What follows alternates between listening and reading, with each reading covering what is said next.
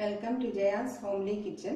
ഇന്ന് നമുക്ക് സ്പൈസി ആയിട്ടുള്ള പൊട്ടറ്റോ ഫ്രൈ ചെയ്തെടുക്കാം. കുറച്ച് സ്പൈസസ് ചേർത്തിട്ട് നല്ല എരിവോട് കൂടിയാണ് ഇത് തയ്യാറാക്കി എടുക്കുന്നത്. ഞാനിവിടെ 1/2 കിലോ ഉരുളക്കിഴങ്ങ് എടുത്തിട്ടുണ്ട്. ഉരുളക്കിഴങ്ങ് തോല് കളഞ്ഞിട്ട് ഇങ്ങനെ നീളത്തിലുള്ള പീസായിട്ട് 1/2 കിലോയും കട്ട് ചെയ്ത് വെച്ചിട്ടുണ്ട്. പിന്നെ ഇതിൻ്റെ സ്റ്റാർച്ച് കളയാനായിട്ട് 3-4 പ്രാവശ്യം നന്നായിട്ട് വെള്ളത്തിൽ കഴുകിയെടുക്കുക. എന്നാൽ മാത്രമേ നന്നായിട്ട് ക്രിസ്പി ആയിട്ട് കിട്ടത്തുള്ളൂ. ഇങ്ങനെ നമ്മളിങ്ങനെ ഒഴിച്ച് കഴുകുന്ന വെള്ളം നന്നായിട്ട് ക്ലിയർ ആയി കിട്ടും. നല്ല പച്ചവെള്ളം പോലെ ക്ലിയർ ആയിട്ട് കിട്ടുന്നത് വരെ കഴുകിയെടുക്കുക. ചില ഉരുളക്കിഴങ്ങിൽ അധികം സ്റ്റാർച്ച് കാണത്തില്ല. ഇങ്ങനെ ആ വെള്ളം ക്ലിയർ ആയിട്ട് വരുന്നത് വരെ കഴുകിയെടുക്കുക. ഇപ്പം ഞാൻ ഉപയോഗിക്കുന്ന ഉരുളക്കിഴങ്ങ് ഏകദേശം 4 വെള്ളം കഴുകിയപ്പോഴാണ് വെള്ളം ക്ലിയർ ആയിട്ട് കിട്ടിയത്. അത് നമ്മൾ ഉപയോഗിക്കുന്ന ഉരുളക്കിഴങ്ങിനനുസരിച്ച് വ്യത്യാസം വരും. അങ്ങനെ നന്നായിട്ട് കഴുകിയെടുത്ത് ഒരു അരിപ്പിലൂടെ സ്ട്രെയിൻ ചെയ്തെടുത്ത ഉരുളക്കിഴങ്ങാണ്. ഇനി നമുക്ക് വേണ്ടത് 2 ടീസ്പൂൺ ക്രഷ്ഡ് ചില്ലി, വറ്റൽമുളക് ചതച്ചെടുത്തതാണ്. പിന്നെ വേണ്ടത് 2 ടീസ്പൂൺ മൈദാ മാവ്, 1/4 ടീസ്പൂൺ കുരുമുളക് പൊടി, ആവശ്യത്തിന് ഉപ്പ്, ചില്ലി സോസ് വേണം. പിന്നെ പൊരിച്ചെടുക്കാനായിട്ട് എണ്ണയും വേണം. ഇനി നമ്മൾ ഈ കട്ട് ചെയ്ത് വെള്ളം തോർത്തിയെടുത്ത ഉരുളക്കിഴങ്ങ് ഒന്നുകൂടെ ടിഷ്യൂ പേപ്പറോ കിച്ചൺ ടിഷ്യൂ ഉപയോഗിച്ച് നന്നായിട്ടൊന്ന് ഇതിൻ്റെ ഈർപ്പമെല്ലാം തുടച്ചെടുക്കുക. ഇല്ലെങ്കിൽ കട്ടി കുറഞ്ഞ ഏതെങ്കിലും തുണി ഉപയോഗിച്ച് വേണമെങ്കിലും ഇത് ചെയ്യാം. ഇങ്ങനെ തുടച്ച് ഡ്രൈ ആക്കി എടുത്ത ഉരുളക്കിഴങ്ങിൽ നമ്മൾ എടുത്തു വെച്ചിരിക്കുന്ന 2 ടീസ്പൂൺ മൈദാ മാവ് ചേർത്ത് കൊടുക്കുക. അതിൻ്റെ കൂടെ നമ്മൾ എടുത്തു വെച്ചിട്ടുള്ള ഉപ്പും കൂടെ ചേർത്ത് കൊടുക്കുക. നന്നായിട്ട് ഇതിനകത്ത് തേച്ച് പിടിപ്പിക്കണം. എണ്ണ ചൂടാക്കാനായിട്ട് വെച്ചിട്ടുണ്ട്. നമ്മൾ ഈ തയ്യാറാക്കി വെച്ച ഉരുളക്കിഴങ്ങ് അതിനകത്തിട്ട് കുറച്ചായിട്ടിട്ട് പൊരിച്ചെടുക്കാം. നല്ല ക്രിസ്പി ആവുന്നത് വരെ പൊരിച്ചെടുക്കണം. നന്നായിട്ട് ഇളക്കി മറിച്ചിട്ട് നല്ല ക്രിസ്പി ആയിട്ട് പൊരിച്ചെടുക്കണം. മൈദാ മാവ് 2 ടീസ്പൂൺ മാത്രം ചേർക്കുക. നമ്മൾ ജസ്റ്റ് ഇതിൻ്റെ വാട്ടറെല്ലാം വലിച്ചെടുക്കാൻ വേണ്ടിയിട്ടാണ് മൈദാ മാവ് ചേർക്കുന്നത്. ഇതിനകത്ത് നമുക്ക് കോട്ടിങ്ങിൻ്റെ ഒന്നും ആവശ്യമില്ല.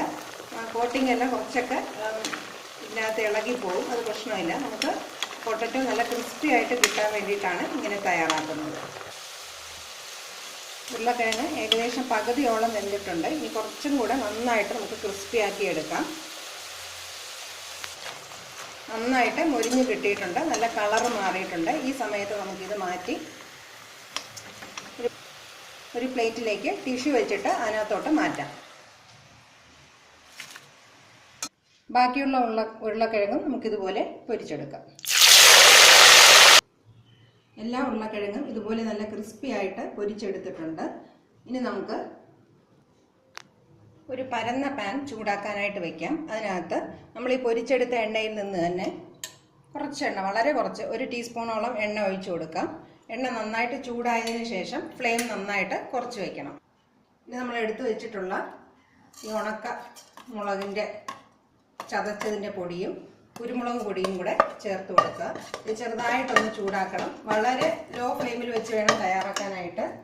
ഇനി 1 ടീസ്പൂണോളം സോയാ സോസും കൂടെ ചേർത്ത് കൊടുക്കുക. ഇതിനനുസരിച്ച് വേണം ഉപ്പ് ചേർക്കാനായിട്ട്. അതും കൂടെ ചേർത്തൊന്ന് മിക്സ് ചെയ്യാം. ചെറുതായിട്ടൊന്ന് ചൂടാക്കണം.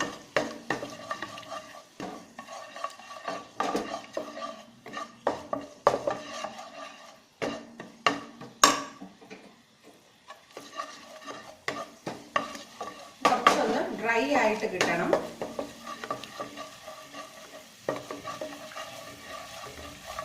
നന്നായിട്ട് ചൂടായിട്ടുണ്ട്. ഇനി നമുക്കിതിൽ നമ്മൾ പൊരിച്ച് വെച്ചിട്ടുള്ള പൊട്ടറ്റോയും കൂടെ ചേർത്ത് കൊടുക്കാം. 1-2 മിനിറ്റ് നന്നായിട്ട് ഇളക്കി യോജിപ്പിക്കണം. എന്നിട്ട് നമുക്ക് ഗ്യാസ് ഓഫ് ചെയ്യാം.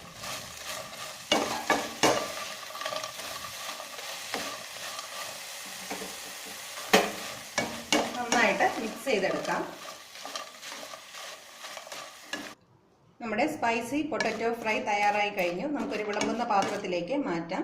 ഇത് ചൂടോടുകൂടി തന്നെയാണ് കഴിക്കേണ്ടത്, ഇല്ലെങ്കിൽ തണുത്തു പോകും. കാരണം നമ്മളിത് കുറച്ചും കൂടെ ക്രിസ്പി ആയിട്ട് ഒരുപാട് സമയം നിൽക്കുന്ന രീതിയിലൊന്നും ചെയ്തിട്ടില്ല. പെട്ടെന്ന് തന്നെ ഇത് കൺസ്യൂം ചെയ്യുന്ന രീതിയിലാണ് തയ്യാറാക്കിയിട്ടുള്ളത്.